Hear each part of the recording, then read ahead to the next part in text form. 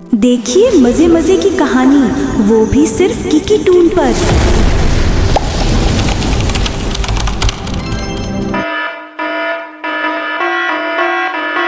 एक दिन राधा अपनी भैंस के लिए जंगल में चारा काटने जा रही थी। तभी पास के एक बरगद के पेड़ पर एक जादुई तोता बैठा था। वाह, ये औरत कितनी मेहनती है। मैं कई सालों से देख रहा हूँ। ये हर सुबह जंगल आती है और अपने भैंस के लिए ताज़ा चारा काट कर ले जाती है। लेकिन एक भैंस कितना ही दूध दे, उससे तो बस इनके घर की खीर ही बनेगी। फिर ये बेचकर क्या खुएंगे? मैं एक जादुई तोता हूँ, क्यों ना मैं गाय बनकर इनके घर चल जाऊँ। मेरे दूध को बेचकर ये अपनी जिंदगी आराम से जी सकेंगे। हाँ, ये ठीक रहेगा। ये औरत बहुत दयालु और नेक दिल भी लगती है। इतना कहकर तोता पेड़ से उतरा और एक सुनहरी चमक के साथ एक खूबसूरत गाय में बदल गया। फिर वो राधा के पास गया।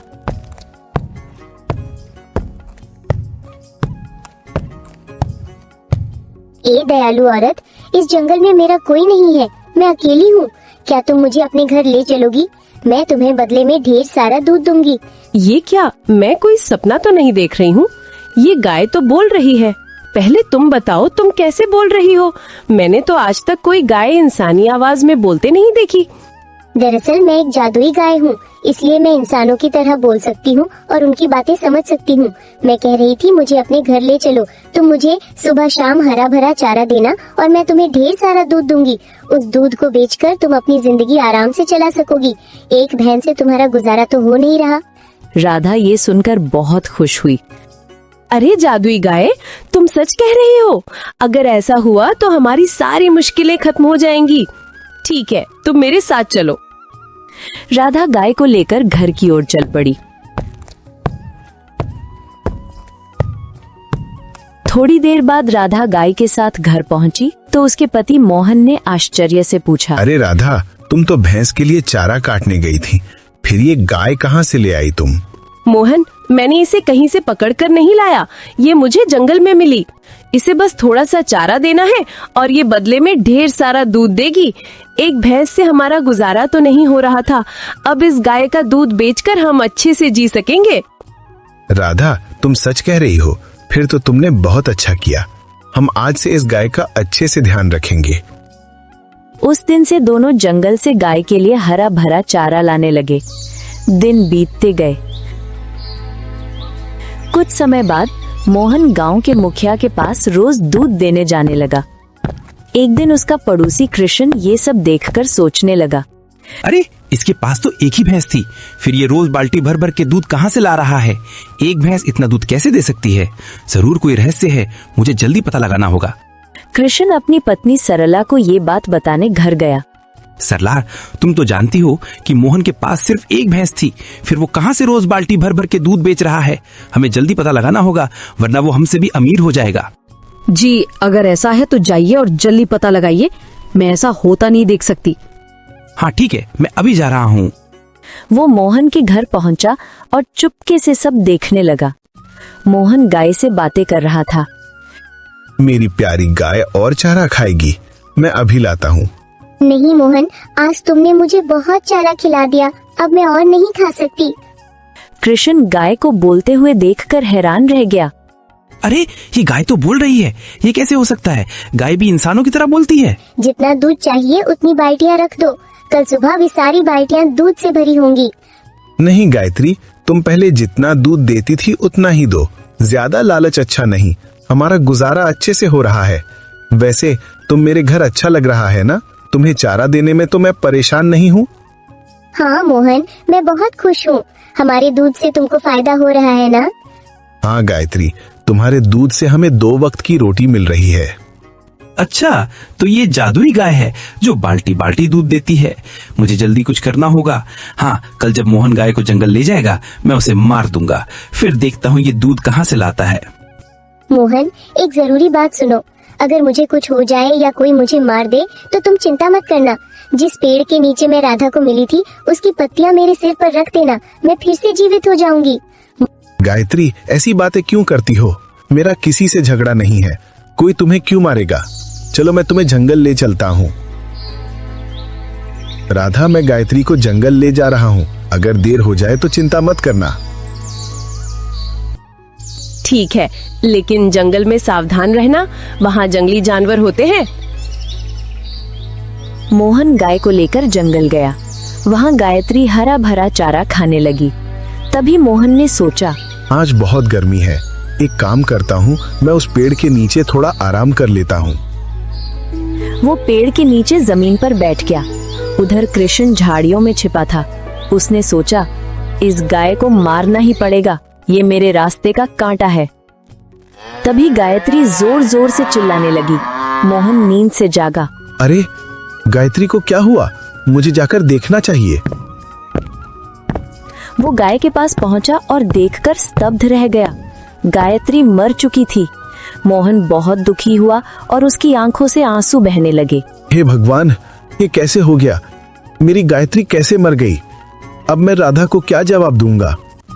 मोहन उदास होकर घर लौटा। तभी राधा ने पूछा, मोहन, क्या हुआ? तुम इतने दुखी क्यों हो?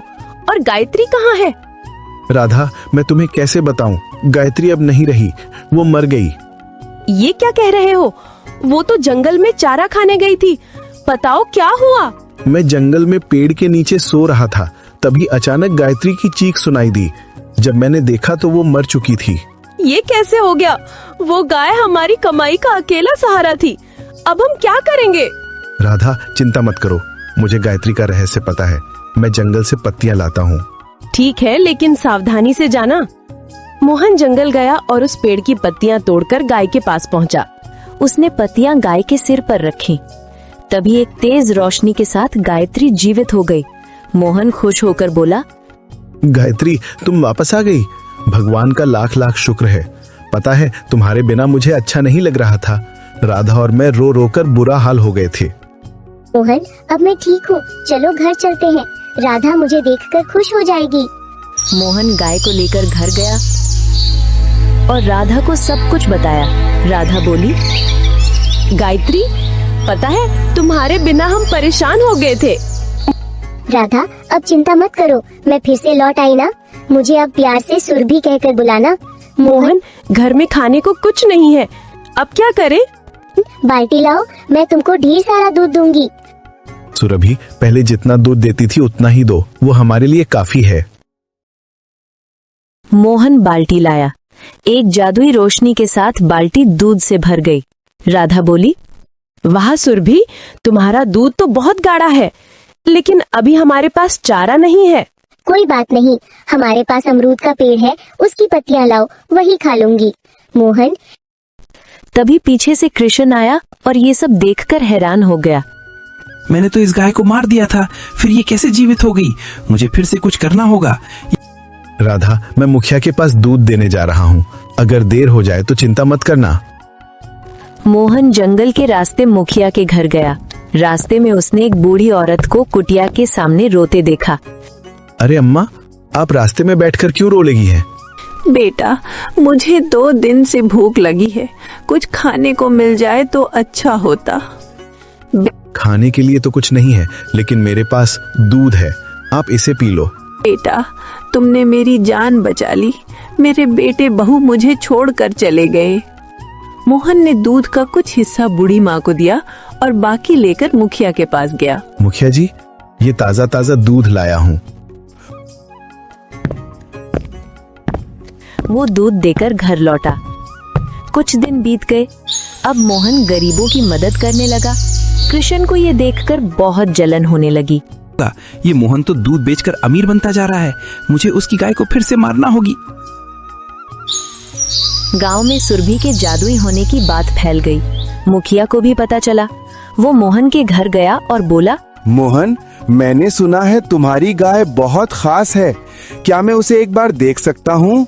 हाँ हाँ मुखिया जी, क्यों नहीं, आइए दिखा देता हूँ। वो मुखिया जी को गौशाला ले गया।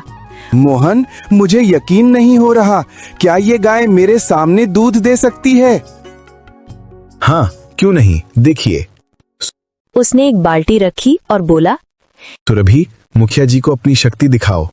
एक सुनहरी रोशनी के साथ बाल्टी दूध से भर गई। मुखिया लालच में आ गया और बोला, मोहन, ये गाय मुझे दे दो, मैं तुम्हें इसके बदले बहुत सारा धन दूंगा। नहीं मुखिया जी, ये गाय मैं नहीं बेच सकता। मुखिया ने गाय को छूने की कोशिश की, लेकिन उसके हाथ जलने लगे। ये मुखिया गरीबों को लूटता है। आज मैं इसे सबक सिखाऊंगी। मुखिया जी, आपने गरीबों की जमीन छीनी है, उन्हें वापस कर दीजिए और माफी मांगिए। मुखिया को अपनी गलती का एहसास हुआ। मुझे माफ कर दो मोहन, मैंने लालच में आकर गलती की। अब मैं ये गाय नहीं लूंगा, तुम इसे अपने पास ही रखो। उसने सबकी जमीन लौटाई और गरीबों की मदद शुरू की। मोहन, अब मेरा काम यहाँ पूरा हुआ। तुम अब खुशहाल हो। मैं किसी और गरीब की मदद करने जाऊंगी। सुरभि, तुमने हमारी जिंदगी बदल दी। ये एहसान जिंदगी भर नहीं भूलेंगे। सुरभि चली गई और मोहन और राधा खुशी खुशी रहने लगे।